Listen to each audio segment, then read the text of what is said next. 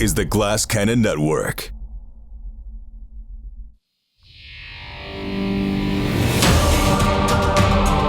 Welcome to Cannon Fodder, a behind-the-scenes look at the Glass Cannon Network.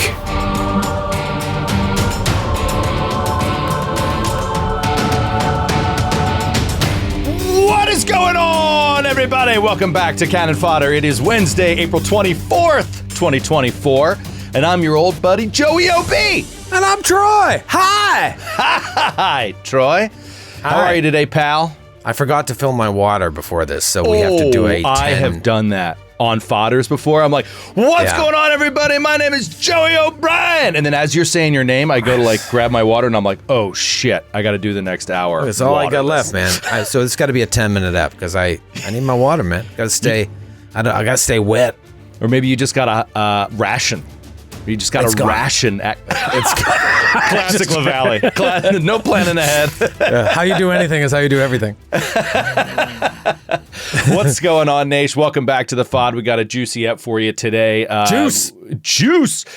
We have got some news bits. Not too crazy on the news. We'll be through that pretty quick. But then we'll get on to the big app this week in Glass Cannon Podcast Campaign 2. And of course, it's going to come along with plenty of We Are Stupid and listener mail, including a lot of YouTube comments. It's going to be a great show. Troy, kick us off with the biggest news in your life right now. The biggest news in my life right now. Jeepers, dude, I got so much going on. I don't even know where to start. I'm starting to become a member of the 5 a.m. club, though. Yeah, which is pretty exciting. I finished reading the book, and so I'm like starting to practice it. And Wait, dude, what are you talking about? What book? The 5 a.m. club. Oh, it's an actual book. I thought you just meant getting up at 5 a.m. Yeah, well, that's what it is, but it's a lot more than that. Own your morning, elevate your life, dude. My God, you're constantly reading this garbage. People out there, no, dude, it's the closest thing I've come to reading fiction this year because of the way that it's written. But I'm like 20 books into the year, all nonfiction. I'm reading books about business. I'm reading books about parenting. I'm reading books about investing. I'm reading books about, dude, crazy. I'm all over the fucking place. It's great. Like, I'm just like pulsating with ideas, but I wanted to read the 5 a.m. club. It was so wildly popular when it came out. And so I was like, oh, I'm going to read this. And then I started reading. I was like, oh, I wasn't expecting the book to be written like a fiction novel, but it's fucking amazing. And so I was like, step one is just start getting up at 5 a.m. every single day, which means I got to go to bed earlier. So I'm interested to see like how I'm going to navigate this with the travel this week, because everything that I do at home, like I'm in the zone. And then once we go on the road, everything goes out the window. You know, I'm drinking wine in first class at 8 a.m. Like, I'm just like, immediately you're thrown off. So I don't know how I'm going to be able to get a couple margaritas. Then it's off to a brewery to try an 8%, or like you're all over the place. Yeah, it's hard to like reconcile these things. We've only traveled once this year, and like I was in the zone and then went to Toronto. I was like, what's going on? So I'm going to try and keep things going because things are good, man. I'm like really in the zone right now, and I'm seeing like the benefits in all aspects of my life, but especially old Glass Cannon Network. I feel like we're humming right now. That's great to hear. That's great to hear. You know, you have always mocked Matthew for being in the 5 a.m. club. This is his life. And he always leaves shit at 8 p.m., 9 p.m. because he's in the 5 a.m. club. And you always be like, look at this loser leaving the bar. Are you going to be that guy now? Are you going to leave the hang at 9:30 because you got to get up at 5? Dude, I don't know. No, probably not. Yeah, no, I always respected his getting up early. I thought that was very diligent of him to like get up and do that. But it's lame that you got to leave things early. Yeah, but it comes with a cost. You got to leave early. Yeah. You got to have a little FOMO. It's extra hard in the middle of like Bruins and Celtics playoffs because like I'm laying in bed. I'll tape it and then I'll watch it and fast forward through the commercials and fast forward through like icing penalties. And so I can watch a game in like an hour and a half. But last night I was like up a little late, but still 5 a.m. up. So funny. Dude, this is what I've been doing the last 2 years with Phillies playoffs is like fast forwarding literally like between pitches.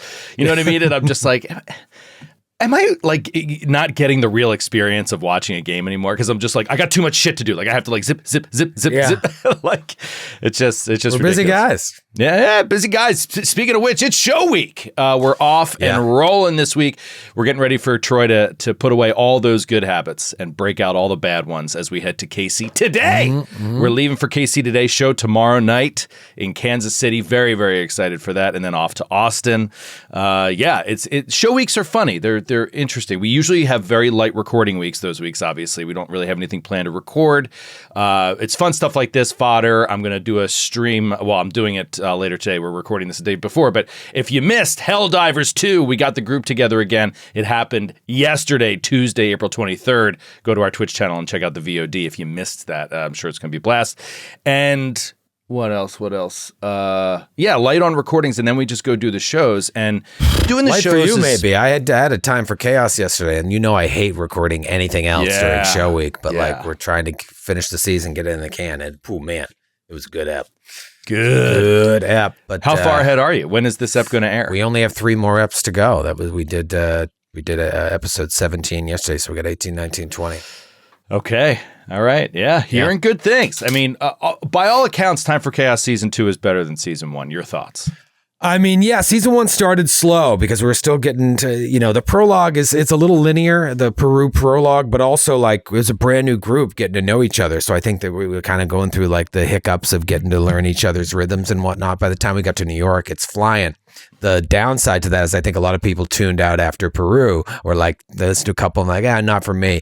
But I mean, Season 1 just cooked. And then Season 2, we just started out hot and it's just gotten better and better and better. I don't want to spoil it, but like we had a bit of a character change recently. So there's just a lot going on. And I feel like the adventure, there's so much going on in the pre-written adventure, but like we really like leaned into this thing where there's a story that's going on that has become so rich that has nothing to do with the adventure that they're kind of running parallel and then intersecting at different points. And so it's kind of a dream. Sounds like Giant Slayer. Dream campaign. Yeah. I mean, it really, without, I never made that connection, but that's kind of what's been happening lately. That's great. These games lend themselves to that more. I want to get that into Gatewalkers as well. Cause right now we're kind of like, we're not on the rails in the traditional sense, but like we're playing the adventure path. I want to get away from that. Yeah.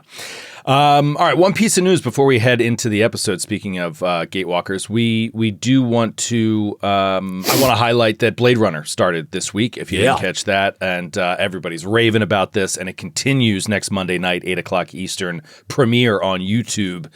And from what I hear, you gotta see this 3-parter. And you gotta stick through to part 3, apparently. That's all I keep hearing is you gotta see this. So I'm very excited for that whole crew.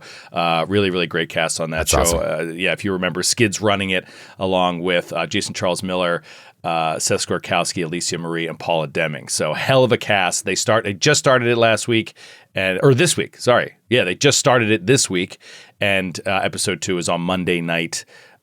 April 29th at 8 p.m. Eastern. So check that out. All right, let's talk Gatewalkers. This is a big app. This is a chapter boss, we would say. Maybe, almost felt like a book boss. I'm like, where the hell's the book boss? Because this has really been, Kaneepo has been in our line of sights for a long time now, ever since we first heard about this at the, in Seven Arches, in the town of Seven Arches, that there was this creature that seems to be trying to plot some sort of return to the material plane and some mass of destruction. We walk into the room. This is last week's episode, and it's a classic villain thing. Talk to me about GMing, how you approach. I kind of know because of the evidence over the years, but I'd like to hear you explain what goes through your head when you're about to prepare for a villain speech, a villain offer, right? Like a classic opening to a Bond fight. Mr. Bond, we could just join forces and blah, blah, like that kind of thing. How do you approach this as a GM and sort of what, if anything, did you change from the module in that aspect? I'm trying to remember. What I'll do is I really dig back into the character backstory, because oftentimes, especially in Pathfinder adventure paths. When you're fighting a main character, they've got back matter on them that shows their whole stat block and then gives you a 1.5 page summary of their life. Their whole life. So I usually start there, and I've been doing this since long before Giant Slayer. I start there and I think about like, okay, what does this person want to get across to these people that the characters don't already know? Because like I try to use the opportunity pre-fight to like tell you everything you haven't learned so far that you're not going to discover after you inevitably defeat the monster. Yeah. You know, because like if you just come in and start guns blazing, you don't really know the why. Why was this all happening? And there were still a couple of loose ends that I felt like Kaneepo needed to fill in there. So I use that opportunity to do that. And if you don't get it out, you can always throw it in a journal afterwards. We do that all the time. That's a front door option. But like with Kaneepo, I really wanted to lean into the idea that like they think that this is all normal. Yes. And they think that like this is an amazing opportunity. Like, why wouldn't you take this?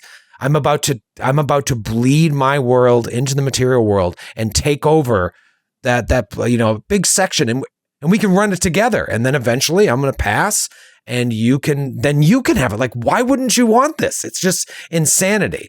So many people have like tried to get this far, and you made it. You're special. You're chosen, worthy. And so, this was set up all the way back in when you're doing the investigation after the library to like figure out how to get to the Thin Lands, who this Kaneepo is. Like you hear this idea of worthiness, and people that have been chosen since generations ago were chosen and they were deemed unworthy. Some were actually among those few. Some were actually brought into the lair, and then some only made it as far as the vivisection room. Was it just combat prowess? What you get really in this, you have to fight your way through, and that determines your worthiness? Well, what you get in this speech that I don't know if you guys notice it or not, or maybe you'll think about it between episodes, is like there was something about you that was special. Yeah. And it seems to be that you were marked in going through the gate, but you don't know what makes you special because you have no idea what happened when you disappeared from the world. And so Kaneepo doesn't even know what that is, but can sense it. Maybe it's that deviant ability. Maybe it's that thing. So connecting it back to that, it kind of hopefully will help to deepen the mystery for you guys. You've got to figure out what happened when you walked through the gate. What happened to make this extraterrestrial being just desire you in such a way? Like in many ways, this Kaneepo thing feels like a side quest just to impress upon you how special you are. Interesting. Okay. Yeah. What about the three kind of main NPCs that we were searching for from Thin Lands Farms, maybe just before Thin Lands Farms, a mixture? Those three primary NPCs. You got the druid with the nose piercing, the septum piercing. Yeah. You've got the woman who was the mother of the kids that we talked to, and then the hoarder. Yeah, Varna, Maybelline, and Henry Buckets. Yeah, Henry Buckets, old Henry Buckets. So are we to assume that they never met Kaneepo? Like, because they never, quote, made it to the throne room? Is that like they were never invited into the throne room? Why immediately were they vivisected and experimented on? Yeah, it's unclear whether or not they met Kaneepo or not. You know that Bolon met Kaneepo. Yeah. You know that Bolon had an audience with Kaneepo and became, entranced by Kaneepo, so much so that he began to do Kaneepo's bidding. Did that happen to Maybelline? It seemed like Maybelline had a pretty normal life and then all of a sudden became obsessed with this. So it kind of leads you to believe like maybe there was a meeting and Kaneepo's wiles infected her so much so that she would leave her family behind. Nobody just leaves their family behind. Sure. And then Henry Buckets, it seems like he had nothing. And, maybe Kaneepo found a way to prey upon that. Whether they physically visited these people or not, it's clear that they did something to infect them. And even though you guys showed up and were able to say, no, we're not going to do that, Kaneepo still was able to lead you all the way there. Yeah. So there's great power in that, and almost took your lives. Did you feel like any adjustments needed to be made from a narrative standpoint? Because I ask because I've done this before. I've seen the villains in games that I'm running, and I've seen the offer that they make, and it's laughable. Like, you know what I mean? It's like murder all your friends. Did you consider, or did you soften anything in any way in order to attempt to actually pitch the PCs in some way to get someone that might actually think their character might be motivated to do something like this? Yeah, or is it just, did you just keep it pretty straightforward, evil and nonsensical?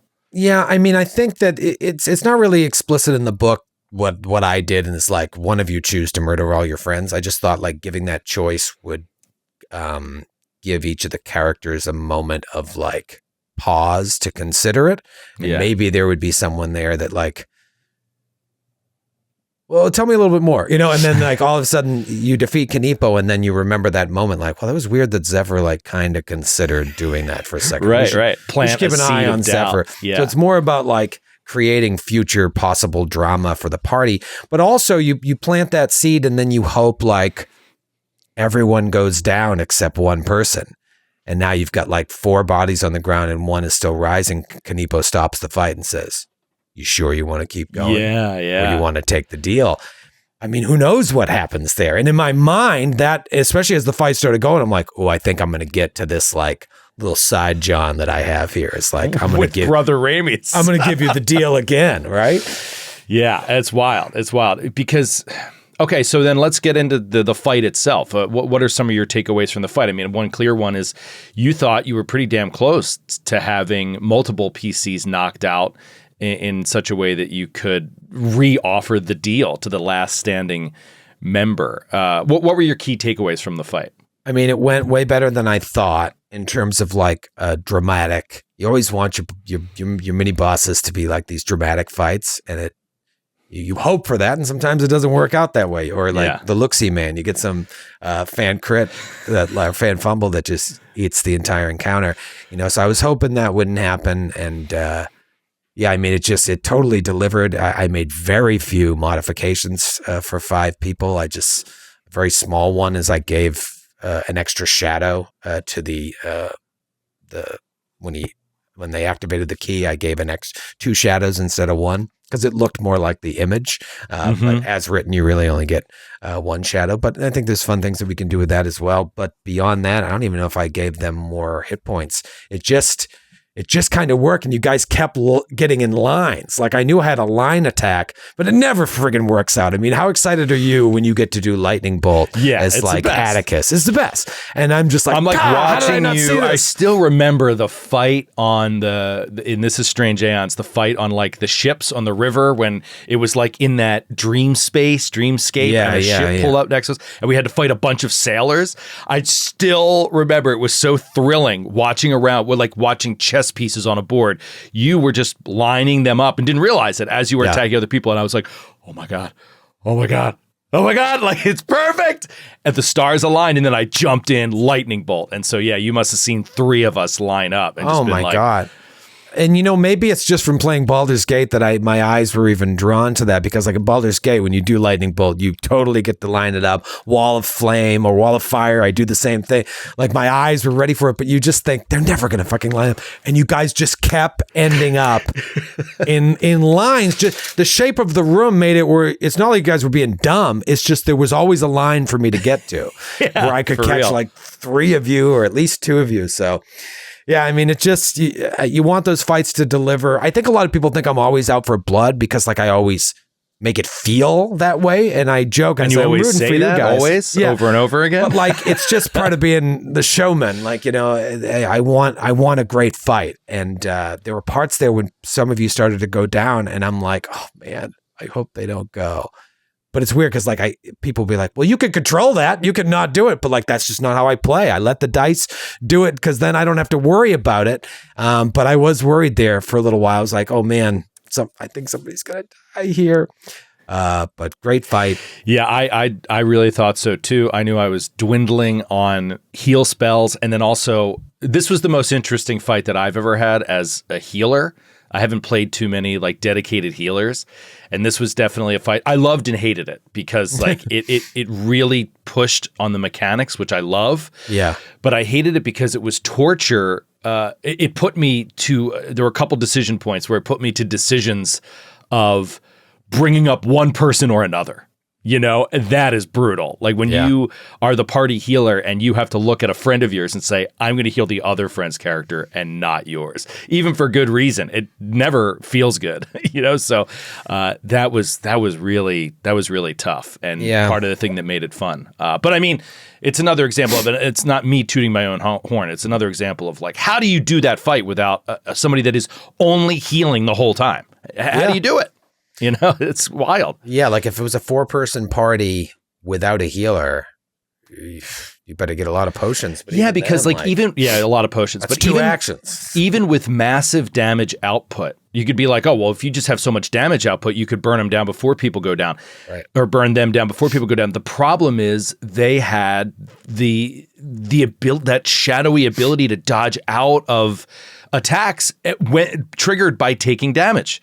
Soon as you do that, you completely negate the biggest, brawniest damage dealer. It just doesn't matter, you know? So, and then you also add on to that, essentially, mirror image. And it's just really complicated. So, I don't know how we would have done it without a healer, but it was it was pretty tough. So you're saying, for the record, this is recorded, you know. Mm-hmm. You didn't take your foot off the gas. No, I don't feel like I did. I think with one exception. Me taking my foot off the gas is like not attacking someone when they're down. If you call that taking your foot off the gas, when there's other standing opponents, like that's why I lean to say that's not like it's. I'm not trying to. If I want to kill you, I can kill you. That's not really what Kaneepo's trying to do. Kaneepo's like trying to teach you a lesson in a way during this fight. Discipline you. Yeah. If I needed to, I could kill, but like as long as there's people still standing, it doesn't make sense. There are some enemies where it's like I'm out for blood, and even if I'm going to die, if I can take one of you with me, I'll do it. And I've played that way before, and I've killed people because of it. I mean, I think of like zombie paralysis, like continually attacking someone because zombies are mindless. They don't know. They just want to eat brains. That happened in end of book 1 of Strange Aeons. Yeah, Mrs. O'Leary, a smart character knows like as long as there are people standing in the battlefield, there's no reason to continue attacking other people. And then the other way I may take my foot off the brake is by randomly attacking people as opposed to focusing on the people. most tactically advantageous target to take down. Yeah. But here's a little truth. I lie about that all the time. I pretend that I'm rolling, and sometimes I do, and sometimes I don't. But you know what happens? No one's feelings are ever hurt if I pretend to roll a dice. Because some people, especially our group, get sensitive. Like they're like, why are you going to keep attacking me? Or why do you ever attack me? As Jared says, why do you ever have to put my character in danger? Why have I ever been attacked? Yeah.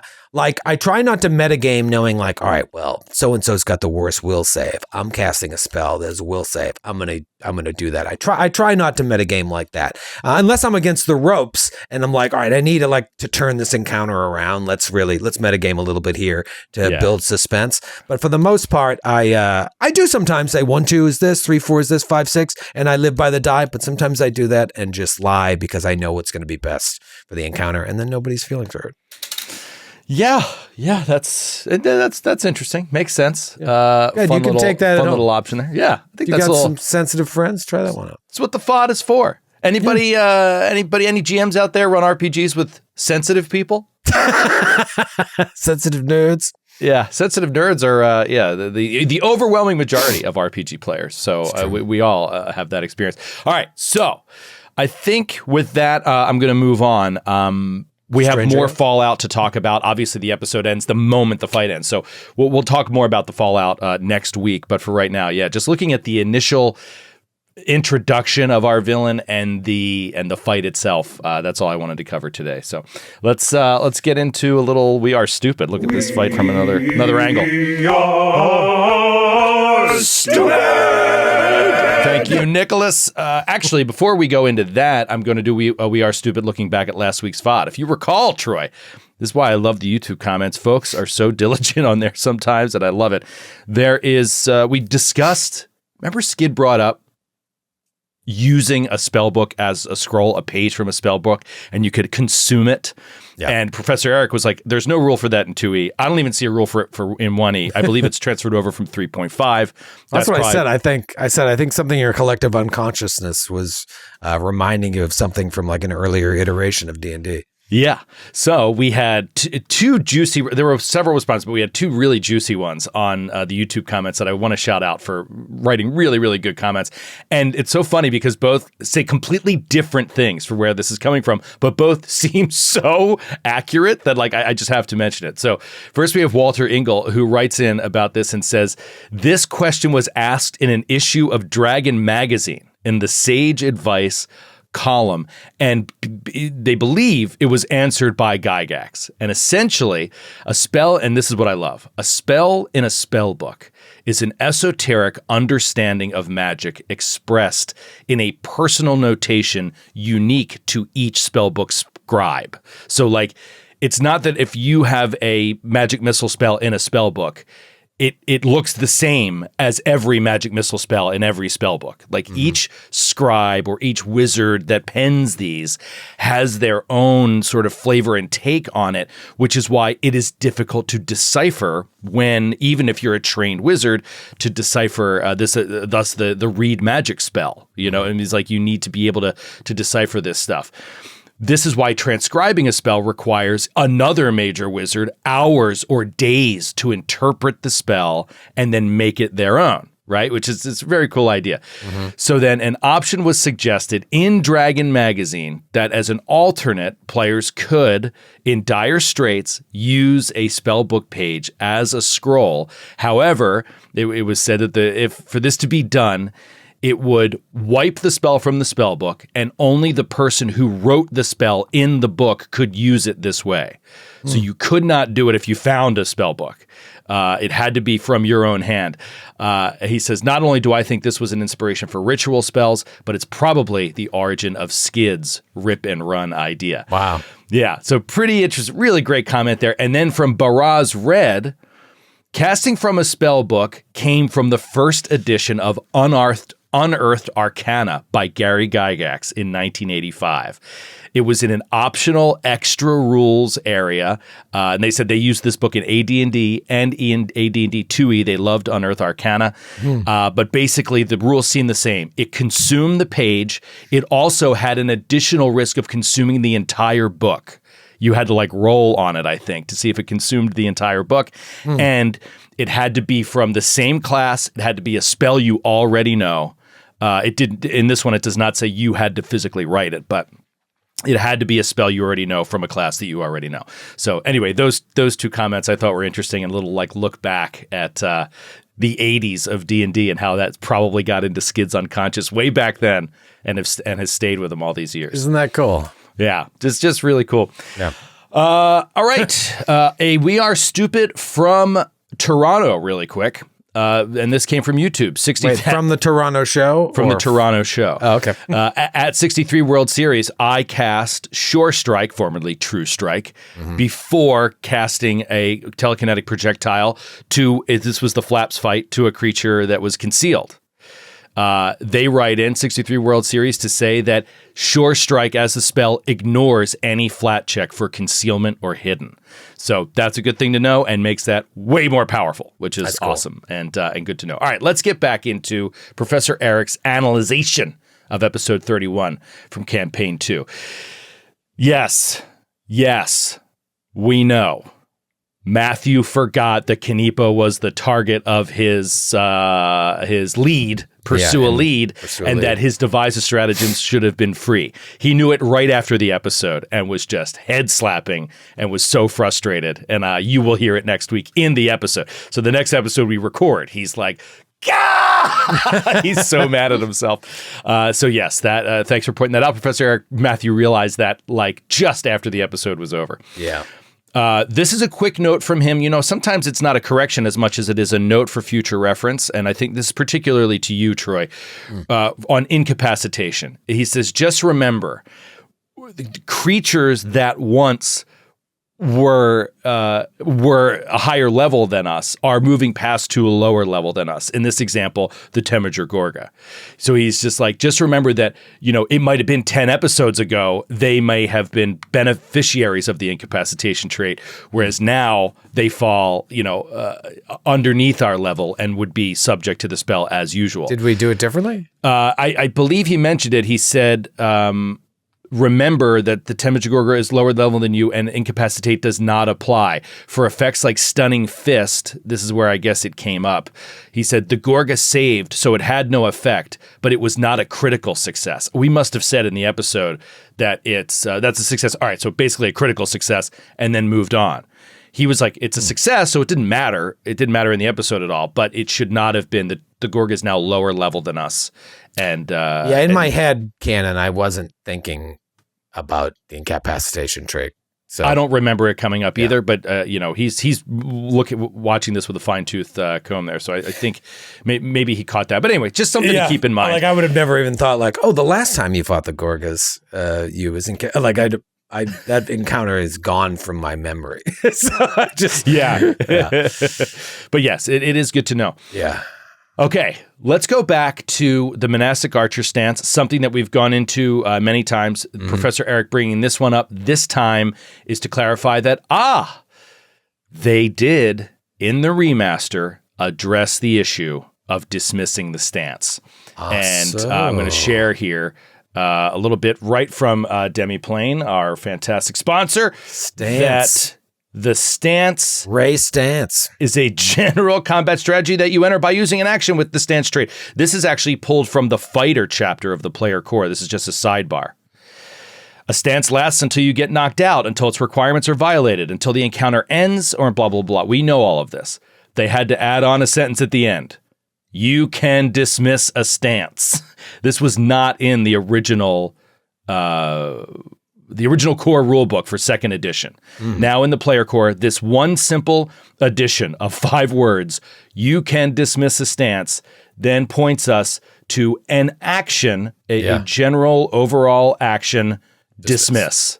It's just in the game. You end an effect that states you can dismiss it. Dismiss ends the entire effect unless noted otherwise. It is an action. So we now, you do whatever you want, but now they've cleared it up, and by the book, Zephyr should be able to exit the stance without stowing or dropping the bow as long as she spends an action to do it. Yeah, so she just has to dismiss. I'm fine with that. Just you got to use the action, so you kind of get burnt either way, but that's great. Yeah, and the way that he laid it out is, and Professor Eric always dives into these things. I love it. He says, the remaster, blah, blah, blah, blah. He says, Zephyr can drop the bow free action to lose the stance's requirements and exit the stance. And then in parentheses, of course, picking the bow back up would be an action later. So it's effectively time deferring the same action cost. Yeah. So, unless you drop the bow and don't deal, and you're like, I'm just going hands and fists for the rest of the fight. Totally. And most of the time you would just pick up the bow at the end of the fight, but you did pick up, that is an action, even if it was after the encounter, right? Like you do essentially always have to pay that price, but it might be more valuable to do it after the encounter. But sometimes you want to keep that bow to stay flexible. So using the dismiss action. Wouldn't it be worthwhile to take like a sorcerer dedication for Zephyr or something, so that you get that, save the action, drop the, get to a certain point in the fight, we drop the bow and just start slinging spells. Mm-hmm. Then you don't have to worry about you could punch, but you also have ranged cantrip options. I hope somebody takes a dedication. Those are fun. I did. Brother Ramius is a medic dedication. Oh, but I'm talking about the dedication. Medic archetype. Like another class. Yeah, it's the multi-classing for 2E. Yeah. Wait, I guess is that technically a dedication or is it an archetype? I think it's an archetype, but it's called something different. No, it's definitely called medic, but it's it is archetype. It's an archetype, not a dedication. Well, it does say medic dedication. Yeah, it's a dedication. It's just that's legacy content though, so it's something different now. Is it? Yeah, it says interesting. It's very boldly highlighted as legacy. Not content. legal in the remaster. Yeah, sorry, you can no longer be medic. No, but let's be honest, you never were. Let's be honest, you never were. Honestly, it's one of my favorite ongoing stories of Brother Ramius. Is like the I never thought of this when I made the character. Never pictured this, and it's one of those beautiful things I think that came out of gameplay. Is his harried like local frontier doctor vibe, like that it just cracks my shit up. Like all these people are always coming to him, and he's just like not even that good. He's just the only one that's there to do it. It's so funny. He's doing the best he can. He's doing the best he can. Okay. A note for Sydney. I'll send this along to Sydney. We talked about recharging spell strike by casting a spell. Regular cantrips or even regular spells do not recharge spell strike. Only her focus spells, like Dimensional Assault, recharge spell strike. I think this is my fault. I don't think Sydney ever did that or said that. He says in his notes, Professor Eric says, I think Joe confused her. But it didn't really impact the episode, but it was like, I think I said like, oh, just cast the spell to recharge it. Like it has to be a specific, only the spells that are from her focus spells can recharge spell strike, not just casting any spell. Let's move on to Talitha Matthew laying this out. We had a little back and forth about this, and it ended up being a very interesting and enlightening thing for me from the remaster, and that is, that is the interact. Where is it? There it is. The interact action. Swap. How huge was this, Troy? Yeah, shout out to Matthew for catching that. I think a fan told him. For real. I mean, it's just awesome that he brought that. I had no idea you could use this. Taking that 2-action thing of storing a weapon and drawing another one and turning it into 1 action, it's just huge. I know a lot of people would think it's not huge because it's like, dude, it's an action. What's the big deal? It's like the action economy feels so tight in this game, and the amount of times you want to swap one held item for another, it's almost every fight you want to do that at one point or another. And so, yeah, I think that it is incredibly valuable, and that was a huge bonus to learn that change in the remaster. So, yeah, shout out to Matthew and the fans that pointed that out to help us with that. Yeah, that's a good change for sure. Like it's just minor, but it adds just a little more. What's the word I'm looking for? It's like a. Like it enhances the user experience. Like it's just like a little bonus for the player to hamstring them a tiny bit less. Yes, exactly. And that's it, which to me is fantastic considering how many mechanics were in that episode, how many people went down, you know what I mean? How you were using really interesting, cool new abilities from Kaneepo. I mean, I don't see anything here that was like, oh man, it would have changed the outcome of the fight. Like, yeah, dude, there's almost none of that. I'm thinking we did Strange Aeons last weekend on Saturday night, and that was another crazy fight. And, you know, I'm sure there's some stuff we did wrong, but overall, I think our combined aptitude is growing because we're putting in the work. And it's really making a difference in the combats. And this is what I keep telling myself. It's like, just all put in the work a little bit each day and get like 1% better every week, and you'll be 52% better by the end of the year. And that makes a huge difference because if we get the rules down to the point where like you don't have to think about it anymore, it's like doing a play. They always say like until you learn your lines, you can't really start thinking about delving into the character and acting. You learn the lines, just know those, so you never have to worry about it. Now you can start really working. I've never let the rules get in the way of what we do, but as I think about like ways that we can separate ourselves further and further from the pack, why not just know the rules as well as we possibly can, so that then we can really start to play. And it sounds obvious and something we've been dealing with for a long time, but we're at a good place right now where we have some extra time to delve into that, and I think you're starting to see the fruits of that available time that we have. Yeah, I agree. And it's all about repetition. It's all about playing this game over and over again. I was talking to my daughter the other day because she has started playing softball and does not know the sport at all. And so we're learning and we're playing. And baseball is an incredibly complicated sport to just walk into with no reference, especially when your only references have been like soccer, football, and basketball, which in one way or another all kind of have two teams going for a goal at one end or another in one way or another. This is like very, very hard to wrap your head around. And so little times I'll give her little tidbits about why this game is different and why. And one of the things was she struck out 3 times in a game, her first game, and she was so bummed out. And I was like, she is an O'Brien after all. Exactly. I told her smashing the bat. I told her the story about our first. Do you remember our first softball game? Yeah. My first at bat, slow pitch, co-ed softball. I struck out. My first at bat on Troy's team. And Joe's a very good player, so it's just you got the yips. I got the yips. I swung and missed at an underhand toss to me. I mean, it was just you crazy. Just start with one strike, but yeah, that's true. We did start with one strike, but anyway, I was trying to explain to her how complicated this is and how long it takes to understand and get better at it, and how even when you're great at it, you also strike out all the time, right? Yeah. Like it's a kind of a hard thing to wrap your head around. Best hitters strike out 70% of the time. Right, exactly. And so I always think of the line in Moneyball where it's just a throwaway. It's not even a big line. It's just a throwaway where the scouts are all talking. And they're like, we like this guy. Like, I don't like that guy. He blah, blah, blah. He's like, yeah, I know he's not quite ready yet, but bring him up. This kid's in the minors. Bring him up now. We'll get him 500 at-bats, and you're going to start to see some improvement. 500 at-bats. And this is somebody that's already an exceptional college player that went into the minor leagues, is a paid professional player. Now, to make it in the majors, they need 500 at-bats to see if they can start playing. So I mentioned that to her, and it makes me think of this as like, don't underestimate how much of this game you have to play before it starts becoming second nature to you. You have to play hundreds of hours before it really starts to sink in and flow. And yeah, that's why I think that we're doing great. I think we're doing great. Dude, so I'm assistant coaching Archer's Little League team, and now he's like on a legit T-ball team. We were just doing like the last couple of years, we were doing just the basics of like, you have a ball, you chase somebody around with the ball, but now it's like you play games as a practice. And it's the greatest thing ever because, I coached our team forever. And despite any of my shortcomings as a human being in social settings, I'm a pretty damn good coach. I'm an inspiring coach. And so I feel like I'm right back in my element, but as little kids, it's like herding sheep.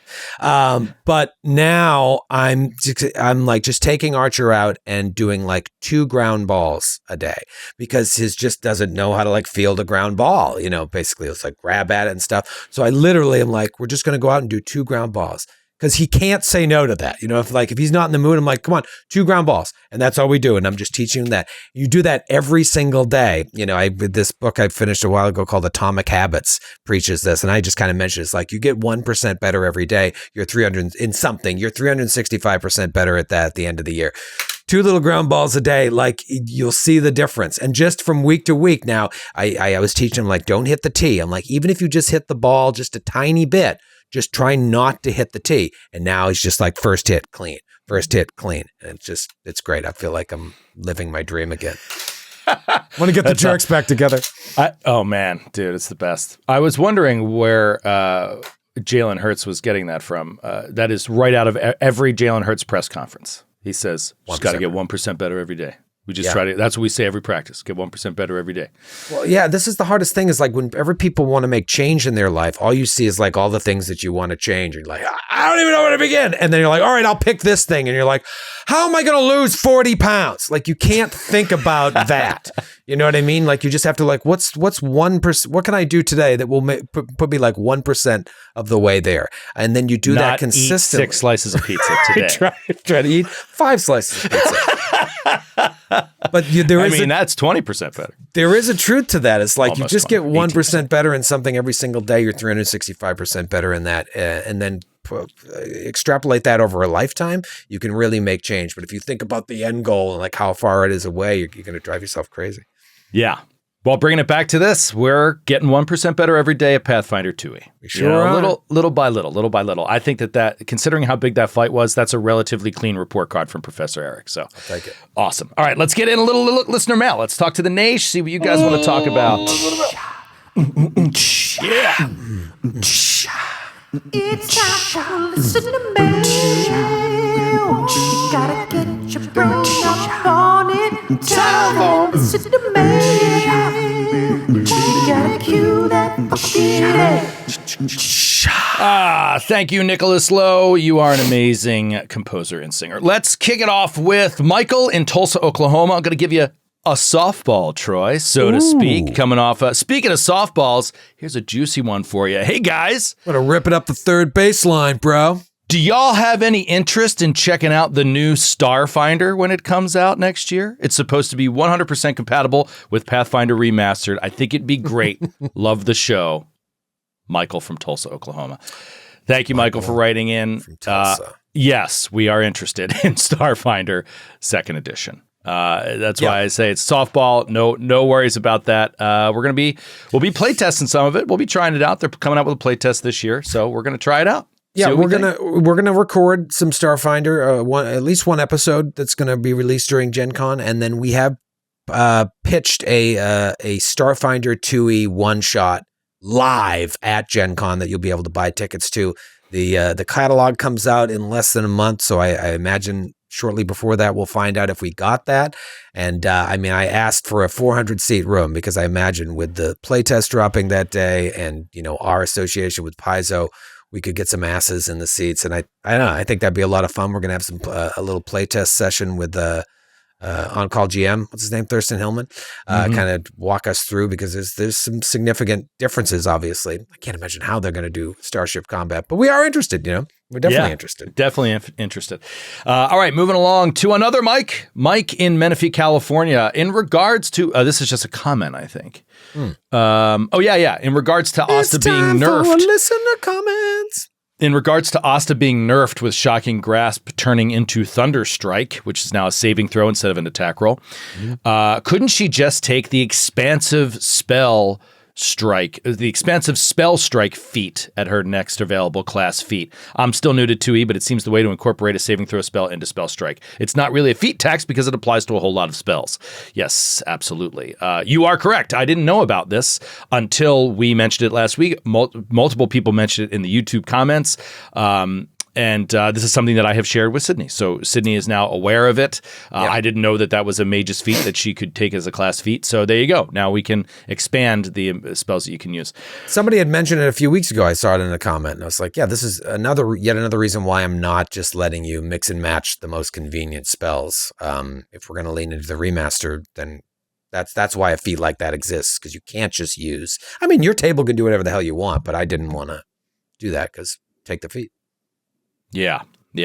We're going to talk more about the transition to the remaster next week in a listener mail. So I've got a listener mail, a really great question. I just don't have time for it this week, but we're going to talk about it next week. Stay tuned next week for a little bit deeper insight into the transition into the remaster. There's a good one coming.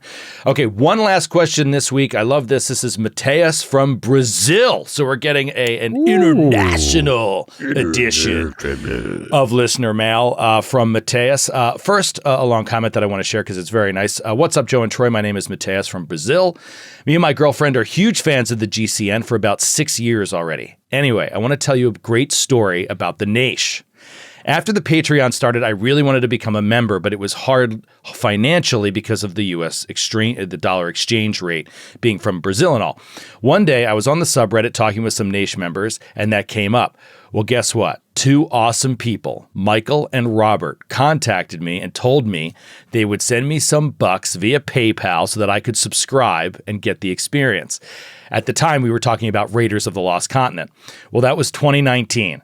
With their money, I got to subscribe for about 4 months. After that, I was so hooked on the quality of the content and so inspired by their generosity that I've kept my subscription going this whole time and have been a subscriber since then. It just goes to show how awesome the community you guys have built is. Thank you, Michael and Robert. So really, really nice comment there. And that just goes to show you, we love the Naish. That's and great. Then he says, finally, if I have time for a question, it would be this. I'm sorry, that's all the time we have. We just ran out of time, nice. Mateus, but keep subscribing. Yeah, thanks. So I'm going to sort of summarize this quickly, but it's basically, how would you feel? How would you deal with a situation where a character dies in a campaign and the same player wants to bring that same character back in another campaign at another time, like a different campaign, different time, with the same build, background, etc., like a reset? Would you allow them to do this? Thank you so much, Mateus Feld. I don't know if Mateus is actually dealing with this question. Never had this question asked before. I think I know your answer, but Troy? I mean, dude, who am I to gatekeep what some weirdo wants to do? I mean, it is not my place to tell some psychopath that they shouldn't do that. Who would I be if I dissuaded some asocial, uncreative weirdo from recycling a dead character instead of making a brand new one? I mean, look at these books. These books are gorgeous for a reason. So you can use them to build a new character. Your character's dead. Move on. And I recycled my character. I loved it so much. Build the same class. Just build a new backstory. Build everything similar and just reskin it. Brother, sister. Oh, that's like a step. I hate that step too. But like even that would be better than like bringing them back. But listen, you do whatever you want as long as you're having fun. Yeah, it's really tough. I'll tell you, when you get into this territory, and Mateus used the words, would you allow it? When you get into that territory, it's a little tricky as a GM. It's hard to, like you said, gatekeep people from what they're inspired by or they think would be really fun. With some exceptions. I think it's clear up at the top at the start of a campaign to put a list of rules of things that you won't allow. Guns. I don't want any guns in my game. That's I fine. said that for that doesn't seem Gatewalkers. personal. That doesn't seem like you're attacking somebody who's trying to have fun doing a certain thing. Saying, oh, man, no spellcasters because I'm going to be running a no magic campaign. Something like that. Like that's a style that you want to do, and you want to lay that out. Players that want to play in that game, that they'll know, whatever. Yep. When you get into creative decisions that you just don't like because you find them stupid and annoying, it's kind of hard to gatekeep like that. Like saying, so this came up with Jared because it was great in Blood of the Wild. I don't even know if it's aired yet, but it's not a spoiler. It's just basically the joke was made, like one of the best ways to get Jared to not kill your character is tell him that your backup character is a frogman or like, a Leshy or something like that. Cause he hates those kind of weird classes. Right. That's great. Jared, when you put the screws to him on it, it's like, if you want to play that garbage, of course I will let you do it. Like, you know what I mean? So he's like, I can't not allow you to do it. I don't have to like it, but I can't not allow you to do it. So it is tricky when you get into what a GM can and cannot allow. Make sure that the player is having fun. That is the most important thing. Yeah. If you're playing a campaign that's like a prequel and they're like, oh, well, my character wouldn't have died yet. Could they just be level 1 again and blah, blah, whatever. And they're really excited about the idea. Fine. I mean, of course I would allow it. I would never do something like that. It's not something that I'd be interested in, but like it really is hard to don't get into the business of not allowing things as a GM. It just sours the game a little bit for players. Try to say yes more, and you're going to end up having a better game overall. But yeah. Or do what I would do is just kick that person out of the group for even suggesting it. Exactly. Sure, you can do it in your new group because you're out. Yeah, so I guess the extreme response would be, hey, you're not allowing it. You're just kicking that player out of the game permanently for even suggesting. I'm also going to tell every other group I know to not let you in. I'm going to blacklist you on top of it. Blacklist you. Sure, you can do it. Oh, my God. Just not in the state of New York. God, that's amazing. Well, Mateus, thank you very much for the question. Thank you for writing in. Please write in again. We love these kind of questions that are about everybody's game and what, advice we can give in those areas. And we really, really appreciate you sticking with that subscription even after the gifted months. We really appreciate it. That's how we keep the lights on. What is that? Is that a little Roger Cumstone action over there? Just got to get ready. We start recording Just gotta get season ready. 6 soon. So that's right. Soon. Gotta get it in the cum zone. The comes. Stay away from the cum zone.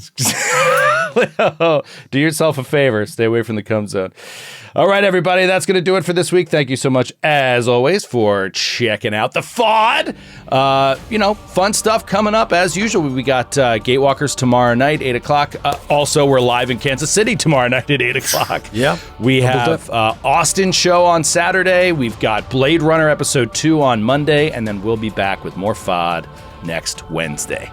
Until then, take it easy, everybody. Have a fantastic weekend. Can't wait to see you, Kansas City and Austin. See you guys soon. Later. Sell out, Austin. Sell out.